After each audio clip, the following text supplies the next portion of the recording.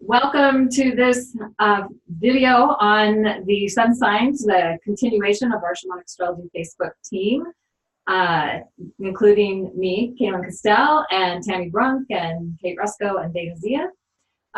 If you missed our first two videos, they are posted on our social media page at shamanicastrology.com, and you can go and check them out. They're also on our Facebook page at Shamanic Astrology Mystery School.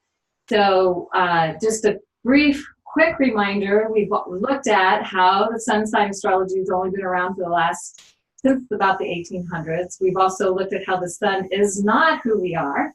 It is the energy we use to reach fulfillment in this life. And we've also explored the sun through the elements, and we looked at the positive expression through these elements. And in this video, we're going to look at the shadow expression, so that we can see, maybe we can relate to some of these shadow expressions. I know I can relate to mine as a Pisces sun. So the shadow of the Pisces sun is not knowing their own feelings because they're so overwhelmed by what everyone else is feeling around them. And I know this was so true for me when I was growing up, and a lot of times I thought what I was feeling it was mine, but it really wasn't. And it took me a while to sort of sort that all out. And it also kept me from getting more to an understanding of feelings that I didn't want to feel. I'm a Sagittarius moon. I really didn't want to feel because it was way too complicated. So that can be the shadow. And it can also express as a strategy to help others to feel okay, so that you can feel okay. I know I've done this my whole life, and as I've become aware of this shadow side of wanting to help everybody to feel okay, so that I can feel okay, I've taken steps to remediate that because it's not my job. The other thing is that you can also be judged as being too sensitive, maybe unable to respond to life's challenges because of your sensitivity, maybe doing a lot of fantasy dream world escaping so that you don't have to deal with the challenges of this reality. So I've done all of those as a Pisces sun, I'm just here to say, and I feel like I can now stay focused in this reality when I need to, but I still have the ability to go off into the fantasy worlds when it's suitable and actually helps me to be in a more creative space. So it can be used in a more positive way.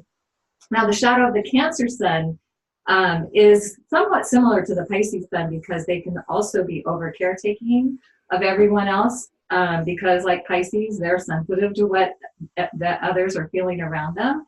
So, but their challenge is that they may be wanting to take charge and become overly parental, or someone who is like trying to fix the situation, like make the other person okay. And if you think about moms, as a mom, I know I try to do this for my kids, but that can spill over into other parts of our life. And then the other thing, and I have seen this happen a lot with Cancer suns, is they will depend on others to kind of parent them well into adulthood. So that's another shadow way it may be expressed. And it could show up as someone who does what everyone wants them to do without having a sense of what they really want to do. It's also similar to what happens with Pisces. And so maybe they're trying to please their parents or some other authority figure in some way. So that can be a shadow of that energy if we're running that energy in our life. Now, the shadow of the Scorpio sun is very different from Pisces and Cancer because it really is about intensity, being in control of what's happening around them. Their intensity may cause hurt or misunderstanding because they're not really sensitive to what other people are feeling or care. Or maybe they're sensitive, but they just don't care. It's how I feel. That's what's most important. And then the other challenge or shadow piece of the Scorpio sun is that this energy can live so far out on the edge, it becomes dangerous and even life-threatening. So it's good to push edges. Scorpio loves to push edges, and as a fuel energy, it can be really great in that way. But it is not what a person is here to learn how to do. It is an energy that they're learning how to work with. So that covers those. And I think now we're on to Tammy. Yes, beautiful. So I'm working with the element of fire and talking about the shadow of that element as expressed through the signs, and starting with Sagittarius again, because that's my side. So the shadow side of Sagittarius sun is this a style or an energy of really wanting, there can be the element of spiritual bypass where I'm so focused on just the life of spirit and so focused on this wanting to be positive and have a higher vision, that I can sometimes really not want to look at or feel or experience the more mundane elements of life. I don't want to slow down enough to deal with the details. I just really want to be in this higher realm all the time. I want to be in a positive state. So that's one way and a Sagittarius has other elements of shadow, but that's one thing. Leo, on the other hand, if a person's working with shadow Leo sun, and I just want to say too that when it's our sun, this is new for us. We'll talk about the moon later, but so it's almost natural to do some of these shadow, to do some of this shadow expression of the sun sign sometimes. So it's just part of the learning. But with Leo sun, that can be the person who's really playing with and experimenting with standing in their power in a big way and shining their light. So it can be the person who kind of takes up all the space in the room. So it's like kind of all about me.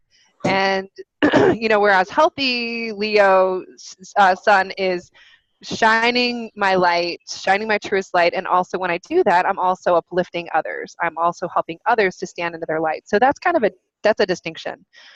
Aries is a little bit like what Kaylin's describing with Scorpio, where when you're in the shadow of Aries sun, you can be quite impulsive. You can be, really very much about taking action before you're thinking about what the impact of that action is. So you can also sometimes be somewhat reckless or a little bit irresponsible in taking action and not necessarily thinking about how you're affecting other people. You're just forging ahead. It's kind of like having blinders on. So that's some of the shadow with Aries sun. So yeah. So, and then I think now I'm going to turn it over to Kate. Yeah, I'm going to do air. And the first air sign I'm going to look at is Gemini. So shadow of Gemini can be really just being too much of the shapeshifter. Gemini is connected with the creative muse. It sees all sides. And it's able to shape shift really well, but if it shape shifts too much, then it really loses its authenticity and it's kind of all over the place and may become extremely indecisive. So all that brilliant ability to just sort of see and travel in that kind of air way kind of sort of blows everything up and ends up with a bit of nothing and just staying really, really on the surface. Which it doesn't want to do, Gemini wants to have fun. The next air sign is Libra. And if Libra is over-identified with the other person they're in relationship with, then that is going into the shadow for Libra. Libra should be able to mirror, wants to be mirrored back for who it is and wants to mirror back other people. But that equal partnership needs to be there, or else Libra's gone into its shadow and it's lost its essence of who it is.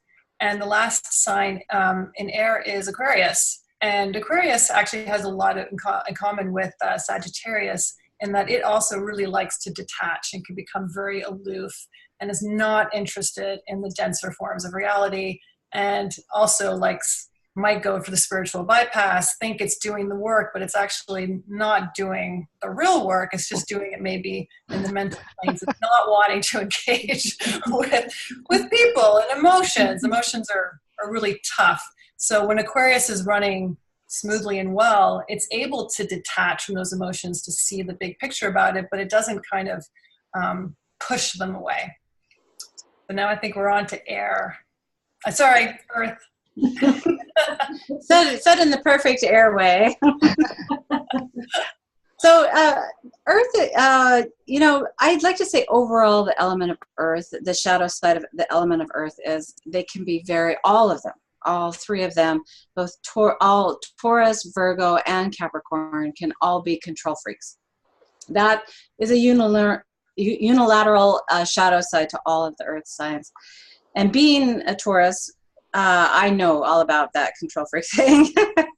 I'm like Kaylin. I've experienced all the shadow sides of my sign, and I definitely can understand it. And so so let's talk about Taurus. Some of their shadow sides they can be extremely well known for their stubborn streaks. They set those 4 cloven hooves in the ground, and that you are not going to move them unless it's their decision. And it has to usually involve a carrot. Has to have something to get them to move. They have to have something that they desire, and that's another shadow side of Taurus is they desire. They really desire stuff and food and experience. Well, not so much experiences, but very much earthly delights, and they can get lost in earthly delights. They can go down and fall off the wagon and roll around in the ditch of cake and wine and everything earthly, sex, pillows, it's feather beds, so and they forget about staying in more balanced. They can easily fall down that tunnel with and they also, one of the things that I've learned about Taurus is, even though they're a receiver sign, one of their big shadows is they forget that they're a receiver sign, and they get into overworking. That's another unilateral shadow element of all of the earth signs, is they can completely become obsessed with working and desiring and obtaining and acquiring, and so they can lose the sight of everything by becoming these over aggressive workaholics. Now into the shadow side of Virgos, they're just kind of famous for being nitpicky, being, critical, because they're pattern junkies. They like the pattern of things. They like the way that things click together so beautifully, and the magic of seeing everything clear and flowing so that magic can happen, because they are devoted to magic, even though it doesn't look like it sometimes. And some of their shadow signs is that they just get so critical when things are not in place, and when the magic isn't flowing, then OCD kicks in. And then we have Capricorn, and Capricorns are, well, they are definitely the elders of control freaks. They can get in. They're very much an elder role in the earth signs, but they can become like king control freak or queen control freak. Nothing can happen without their approval or without their idea of figuring it out. And they become they are masters of OCD. Their shadow side can become so obsessed on something and getting it right that they completely forget the humanistic approach of life.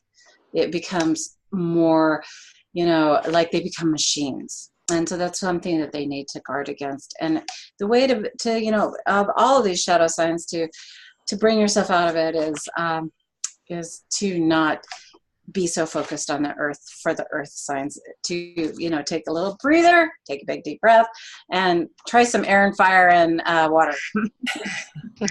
Ooh, great summary, Dina. Thank you for that. And so we hope you've enjoyed this video and this brief look into the shadow of the signs, especially as they relate to the sun signs. And if you didn't see our earlier video on the sun signs that we just we're looking at the more positive aspects, and so these two go together. So that's not just shadow, but we decided we'd focus each video on one specific thing. And we're also just taking a brief look. So hopefully this has been instructive, helpful, informative, gives you some awareness so you can be aware of how shadow may show up for you, and how you can then make choices to get to a healthier expression of whatever this energy or fuel or is for you in your sun sign. And we'll also be looking later at how to apply this to other archetypal energies.